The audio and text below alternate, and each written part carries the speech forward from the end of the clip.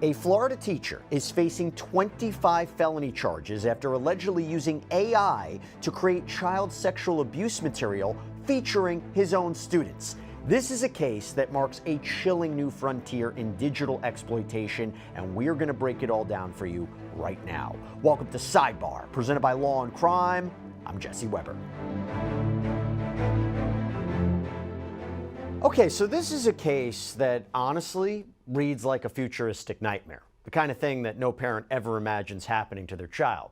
But in the age of artificial intelligence, AI, some of our worst fears are no longer science fiction. They are becoming reality. And here at Sidebar, we cover countless cases involving teachers, people in these trusted positions, abusing that trust in unthinkable ways, inappropriate messages, secret relationships, and in the most horrifying cases, sexual assault.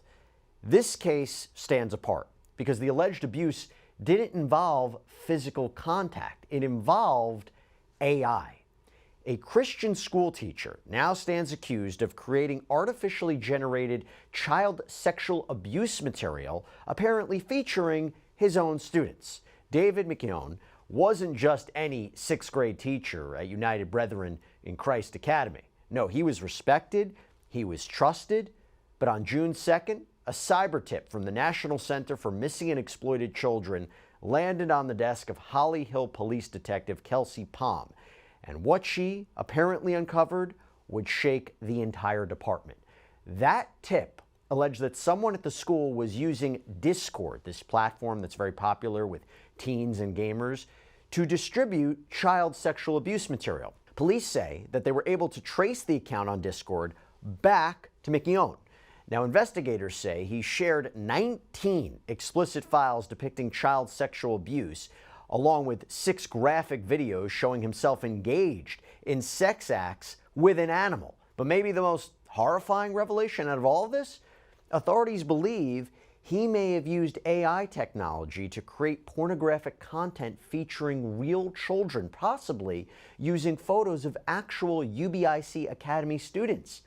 In an official release, Florida Attorney General James Othmeyer called it a complete betrayal of trust, saying, quote, "As a teacher, parents trusted Mr. McGeough to impart knowledge to their children. Instead, he spent parts of the school day sending and receiving child sex abuse material and providing other pedophiles with UBIC Academy students' personal information.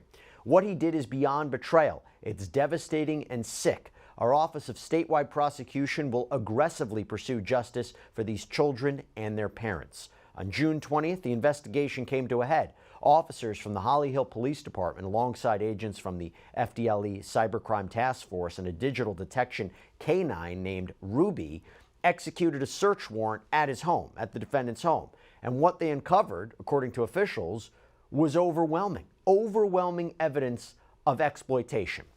The release from the AG's office reads, quote, "Law enforcement believes he utilized artificial intelligence technology to create child sexual abuse material with real children, some of whom may have attended UBIC Academy. Initial search warrants revealed that McKeown was disseminating, downloading, and communicating with users on Discord, a popular group chat service, during school hours and while connected to the UBIC Academy Wi-Fi." Crazy story that you might be following on this July 4th weekend. And by the way, as you head out for the weekend, you may want to use our sponsor, Upside. So if you don't know what it is, Upside is great. It is a free app that gets you cash back when you buy daily essentials. I pump my gas, I can use Upside. Go out to lunch, I can use Upside. Maybe I get something at a convenience store, I can use Upside. And why not get cash back? And yes, this is actual real cash back. It's money that appears in your Upside app that you transfer right into your bank account. So once you have the free Upside app, you claim an offer for whatever you're buying on Upside. You pay as usual using a debit or credit card. You follow the steps on the app, you get paid. So to find out how much you can earn, click the link in the description to download Upside or scan the QR code on screen. But make sure to use our promo code SIDEBAR because you'll get an extra 25 cents back on every gallon on your first tank of gas. McKeown was arrested. He's currently in Volusia County Jail on $1.25 million bond, facing 19 counts of possession of child sexual abuse material and 6 counts of bestiality, charges that could put him behind bars for over 300 years if he's convicted. That's based on our calculation. UBIC Academy Board Chair Don Ross responded publicly to the arrest just one day after it made headlines. In a statement posted to Facebook, Ross wrote, "After learning of David McKeown's arrest, We sent the following statement to our school parents via email through our school management portal. We have been made aware of today's arrest of Mr. David McKeown, who has served as a 6th grade teacher at UBIC Academy. We are shocked and deeply grieved by the serious allegations of misconduct against him. Our employment relationship with David McKeown has been terminated, and we are cooperating fully with law enforcement authorities.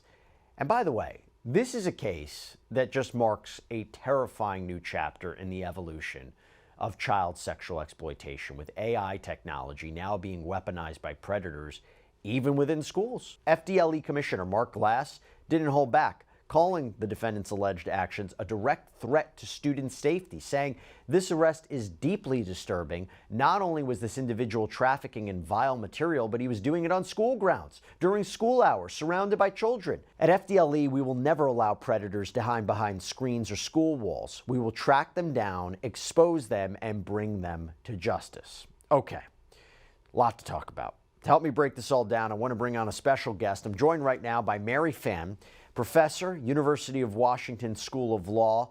So good to have you here. Thanks so much for coming here on Sidebar. Appreciate it. Happy to join you. Thank you. How do you think that AI-generated material like this, how does this complicate existing child pornography statutes and laws, particularly when the material, it doesn't involve actual physical abuse, but it uses real students' likenesses? This is a totally different realm we're in. That's right.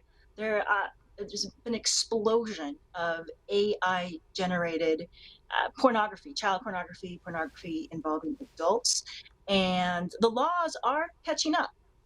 We are seeing this in Florida. Florida, in fact, became the 5th state to update its laws to address AI-manipulated images that put real people's faces on AI-generated material to create pornography. Do you think it's complicating criminal law in any way? Do you think that there are difficulties in now going to be prosecuting people who are in possession or create this kind of material? Well, you get egregious cases like this one that you just described in vivid detail, where the ability to prosecute is clear. There are complications because sometimes you don't have a teacher abusing their power and allegedly putting their students' faces on child pornography. Sometimes, for example, what if you have people manipulating images and putting, for example, children's faces on adult bodies engaging in sexual acts. These are permutations that might fall beneath the gaps of even these updated laws that we're seeing. And also, of course, there are challenges in prosecuting cases where you have child pornography, but even the facial images are AI generated. So you have no actual real person's image implicated. Is there any way people can protect themselves? This is such a challenging question, and people are really wrestling with it. In this social media saturated age, photos of our children, of ourselves, are accessible. Even when we think that they are not, because, for example, we may just limit our sharing to our friends, our 800 or 1,000 friends. You just never know what images might leak out. I mean, you could do a lockdown on you could try your best to do a lockdown on having images available, but still, what do you do when you have a situation like this, for example, where a teacher oftentimes may have access to student images for purely professional? Usually we need to have access. I teach, I like to memorize my students' names before class. There are a lot of good professional reasons why folks may still have access to children's images, and so it's a real challenge to lock down photos. And if you don't, there is a risk that they may be used to generate deep fake material. What do you think the responsibilities are, maybe even the legal responsibilities are of schools here in protecting student images, personal data from misuse? I mean, if this is true, the accused used school Wi-Fi and devices during working hours to allegedly commit these crimes. Should the schools face any sort of liability? Do they have a legal responsibility in this kind of new wave of crime? So schools, educational institutions already are under strong protections, are regulated by a strong legal regime to protect student privacy. And you know, when you get challenges like this, when you get a bad actor who abuses a position of trust, I mean, really, in terms of liability, it really depends on the facts and circumstances of the situation. Was there any reason to know this was going on? Did the school act diligently when upon having reason to believe this is happening? These are circumstances you have to consider. I mean, unfortunately, you know, this may happen despite all the best precautions an institution tries to take. Do you think that AI generated child sexual abuse material, that the laws should be updated, the laws should be modified, there should be new laws on the books where you prosecute people, again, in possession or manufacturing this or distributing it in any way with the same kind of severity as we have seen in, you know, child pornography cases? Do you think it should be, what do you think the penalties should be? Well, my first question back to kind of refine this is: are we talking about child pornography with actual real people's Yes. images, or Yes. okay, because there are I'll tell you what, let's constitutional. do it both. Let's say okay, that's a great question. Yes, taking real people, putting them in AI generated situations, or, you know, we're dealing with, you go on X right now, or you go on Instagram, there are fake accounts. They look like real people, they're not. Like, so if you're creating fake human beings, you're creating they're not real people, but it's children. Both of those questions I'll throw to you, I guess. Okay, well, the reason why I make this distinction is there are constitutional constraints on what you can criminalize, right? In America, First Amendment, freedom of speech. So if there is there's no real human implicated, and what you have is someone using new technology to create fantasy. I mean, kind of a technological update on like the Marquis de Sade. There are First Amendment protections in place that restrict the ability of states to criminalize that kind of conduct. Now, if you've got real people being harmed, whose privacy is being violated, whose careers are being jeopardized, and when there, you know, states absolutely can act and have been acting. Child porn laws. So what we're actually seeing is an updating of child pornography laws to deal with digitally manipulated images, such that it's not in a number of states, including Florida. These updates mean that this kind of act, where you use real people's images and you lap them onto pornography, child pornography, um, they are being prosecuted under child pornography laws. So we are seeing penalties that can be quite severe. As you noted in this case, Florida, for example, you know, he's got 19 counts against him. Florida stacks each count of conviction consecutively. And that's why you have potentially astronomical sentences. As I always talk about the intersection of AI and crime, one of the questions I keep getting asked, I'm curious your perspective, is what is the precedent of this? In the sense, could people start framing people using AI? Can they create, you know, crimes that don't exist? And what is our technology to be able to detect that something is AI generated? Is it just going to be a consequence? Well, you have what a piece of AI evidence has, but your cell phone places you in this location. You have witnesses who say you're never there. Is that never going to be able to defeat true evidence in a way? Or there's always going to be a path to say, this is not real, someone's being framed, you can tell this is AI. I have to ask the question because it is a concern. Now, this is a very important question. It's a very important question that we're wrestling with in law right now. How should evidence law be updated to deal with the ease of generating deep fakes? How should evidence law be updated? And that is, you really hit a real concern here. Here we are falling behind in terms of trying to, and there's a big debate in the community. You know, so some folks say, some very well-respected folks say, you know, the laws of proof in the United States have been able to deal with concerns about forgery and fakery for decades, for centuries. And technology has changed. They're old fashioned, what used to be avant garde ways of faking that are now just old fashioned. And the evidence laws have been able to deal with that through things like authentication. There's different paths to authentication, and in an adversarial process, if you think something's fake, you can challenge it. You can bring in experts and try to convince the jury that it is fake, and then let the jury decide. So there's folks who think, stay the course, do no harm. Our laws of proof can handle these new challenges. And there's certainly a contingent of folks who think, no, we absolutely need to update the laws to deal with the risk of false evidence in this. And these are oftentimes in the case of trials, but a lot of cases never go to trial. And you may have faked material that can kind of can and think about the myriad cases where people might fake material: child custody battles, divorce battles, family court, and cases that may plead out and never go to trial.